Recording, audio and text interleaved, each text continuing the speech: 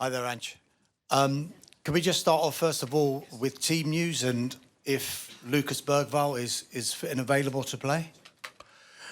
Team news, pretty much the same as last week. No, Lucas isn't available, so pretty much the same as we were as of last week. Ian, please. Hello, Ian Dennis, BBC 5 Live. I was struck by your story the other week about the Stonecutter's Creed, and it's not quite 101 games, but it is still a significant milestone for you. It's your 100th match in charge, and I just wonder, how would you assess the impact that you have made in the last 2 years? Yeah, hopefully that 101st blows tomorrow, mate, not on Sunday. It's hard to sort of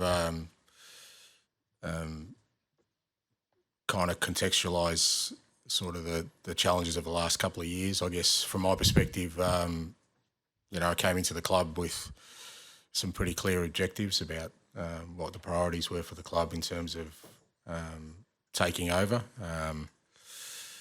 Tried as hard as I can to kind of stick to that process of getting the club to a position where, they can challenge for trophies and at the same time rejuvenate a squad and change the playing style. It's been a fair assignment, and without its, plenty of challenges along the way. But I guess with such a sort of big game tomorrow, there is an opportunity to kind of fulfil at least the main task I was sort of given, and that is to bring trophies to the club.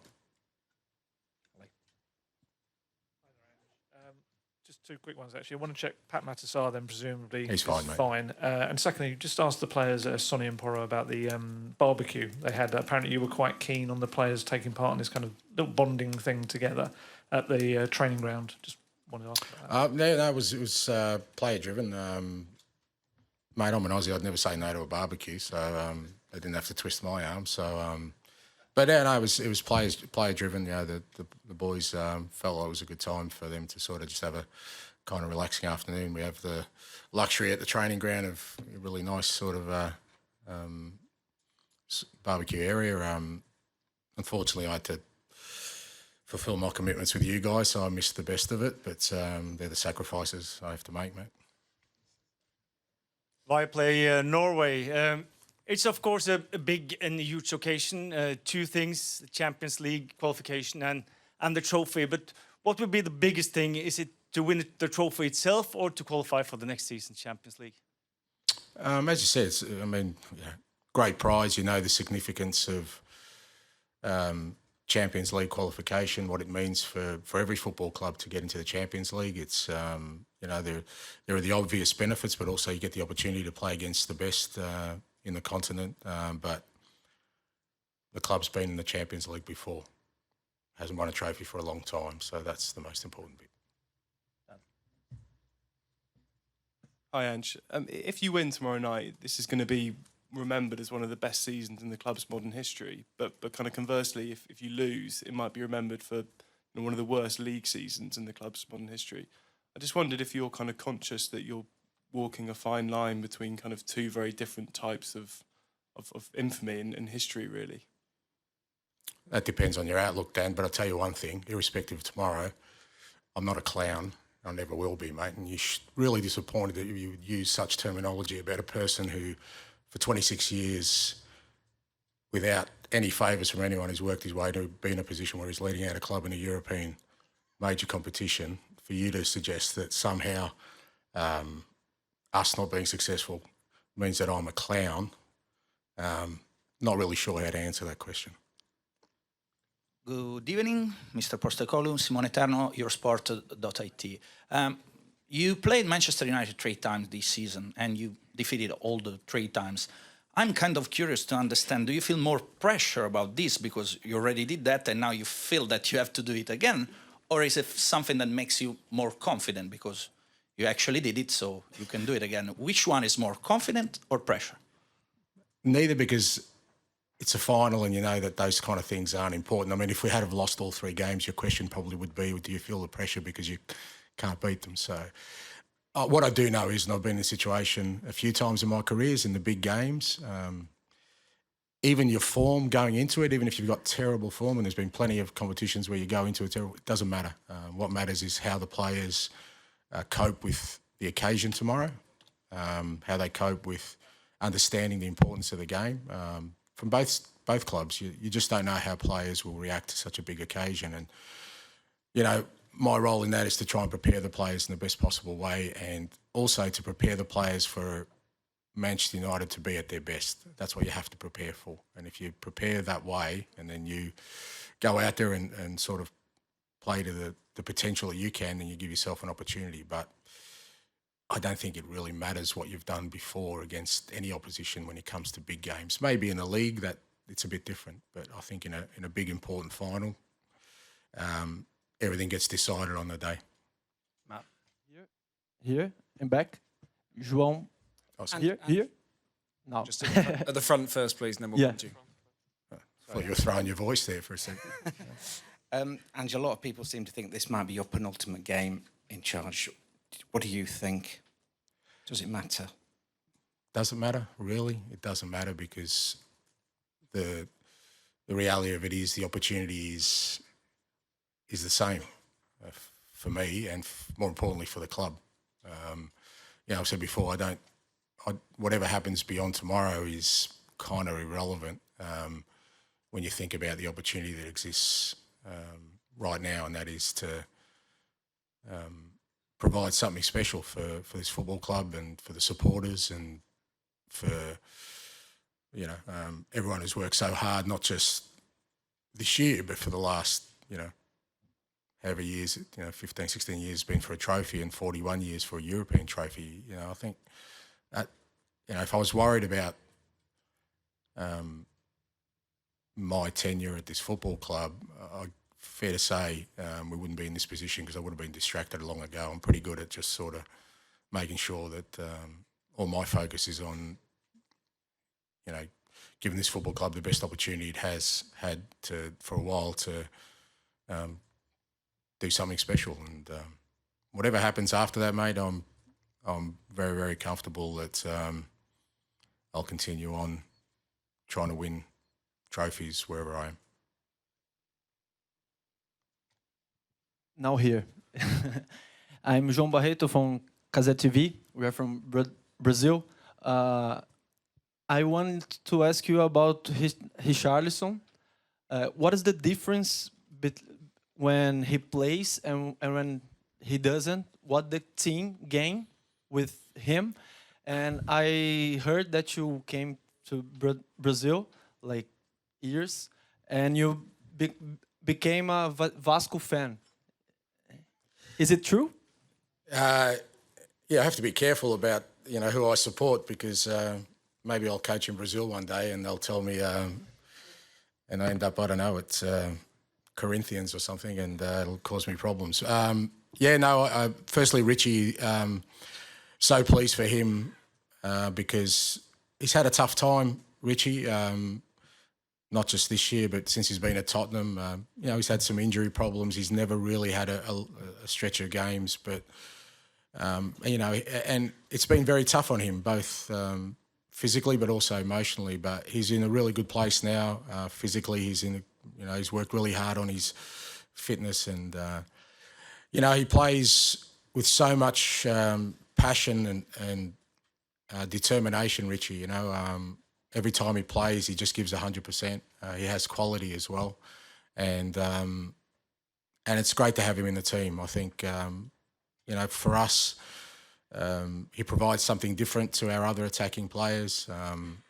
He's already made a big impact for us in the Europa Cup, and particularly in the semi-final.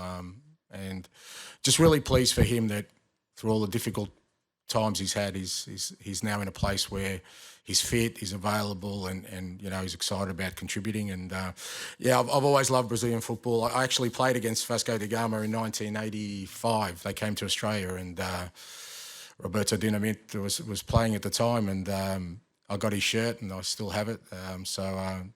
Every time I visited Brazil, there's always an association with Vasco. Obrigado. Coach, καλησπέρα. Αλέξανδρος Ξενικάκης από την τηλεόραση του Αντένα από Ελλάδα. Πού είσαστε? Εδώ, στο βάθος. Α. Συγχαρητήρια. Θα ήθελα μια πιο προσωπική ερώτηση να σας κάνω. Είστε ο πρώτος Αυστραλός αλλά και ο πρώτος Έλληνας που θα προπονήσει μια ομάδα στο τελικό. Ποια είναι τα συναισθήματά σας εν ώψη της αυριανής ημέρας? Γράφετε ιστορία και για το ελληνικό ποδόσφαιρο. Αν θέλετε να μας πείτε και δύο κουβέντες στα ελληνικά, θα μεταφράσω εγώ την ερώτηση στα αγγλικά. The question is about your personal thoughts. You are the first Australian and also Greek guy to coach a team in the European final. Thank you. Thank you. Yeah, I'm very proud of that because I think, it's kind of what I was saying before, that just to me, to be in this position where I've come from. I was born in Greece. I'm very proud Greek. My father made sure that, I understood where our roots were and what it means to be Greek, and I've carried that through my whole sort of life. And I grew up in Australia, and in the other side of the world where football, unfortunately, wasn't a prominent sport. But my father, he took his love of football from Greece to Australia, and he worked really, really hard. As I've said before many times, my mum and my dad, they left their home country, their family, everything they knew for their kids, for me. And I hold that dear to my heart. And he's not with me today, but he is with me all the time. So I feel it very strongly. I feel, I love being Greek. I love that I was brought up in Greece. It's I think where I'll retire one day. And I love that I grew up in a country in Australia where, even though football wasn't, a big sport, when you grow up in Australia, you also have the attitude that when it comes to sport, you'll take on anyone, doesn't matter how big or small they are. And I'm proud of my roots in both. So, ευχαριστώ για την ερώτηση και είμαι πολύ περήφανος που είμαι Έλληνας.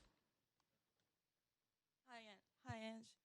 I want to ask if how important Captain Sonny has come back from injury. Like, how much do you trust him, and how his experience can motivate to the younger players in squad? Yeah, massive to get Sonny back. We were a little bit worried when he picked up the injury because we just weren't sure, how long he was going to be out for. But he worked so hard and to make sure he was back, and really pleased the other night to see him, play 60, 70 minutes, and you could see his sharpness is coming back. But he's so important to the group. He's so important as a leader. He's such an important figure at this football club. And, it's a big motivation and driver for all of us, including me, to give him a trophy that his career deserves, because, again, he's a guy who's come from the other side of the world. Not many players have come from Asia, and it's stayed in the Premier League, the top league in the world for so long, maintaining that excellence. And it would be great to kind of, cap that off with a trophy for him. But he knows, and we all know that we've still got to do the work. He's been in this position before, obviously, with the Champions League final, so he has that experience, and I'm sure he'll pass that on to the players. We've only got time for two more, so we'll go Dave and then finish with Alex, please. Hi, Ange. Over here, Ange. Oh, sorry. Just following on from what you said to Matt, we've spoken to quite a lot of the players in the build-up to the final, and they're all very conscious about, the subject of your future. I just wondered, have you had to address that with them as a group? No, because I think, again, that would be not really helpful in what is before us right now. I've said to the lads from day one, it's nothing's guaranteed in life. Nothing's guaranteed in sport. So you just got to try and make sure you take every opportunity before you, and that's what I've done my whole career. I've been in this position before, where the big game was the last game I managed. It's not unusual territory for me, and I've always navigated that pretty well, because for me nothing's more important than my responsibility to this football club to its fans that tomorrow me and the players' minds are only on one thing, and that is trying to create something special. Well, I mean, I qualified for a World Cup. I left, won the treble with Celtic, and left. So, Alex, to finish, please. Won at Brisbane. I left. It's actually more common than you think. So. That sort of leads on to my question, actually, Ange, because I think the assumption is that your future will be decided purely by the hierarchy in the football club. My future is assured. I wouldn't be the first person who changes jobs, mate. We all change jobs. I'm sure you've had more than one job. My future's assured. I've got a beautiful family. I've got a great life. I'll keep on winning trophies till I finish, wherever that is. So don't worry about my future, mate. My future is not entwined with anything. Right, my future is assured, provided, God willing, my health remains and my beautiful family is beside me and my friends. There's nothing wrong with my future, mate. Don't stress, mate. I meant specifically... Sleep easy at night. I will try. I'll be okay. I will try. But I meant specifically at Tottenham. Is there a scenario where you win the trophy and you think, actually, my job is done here? No, because I don't think my job is done here. We're just,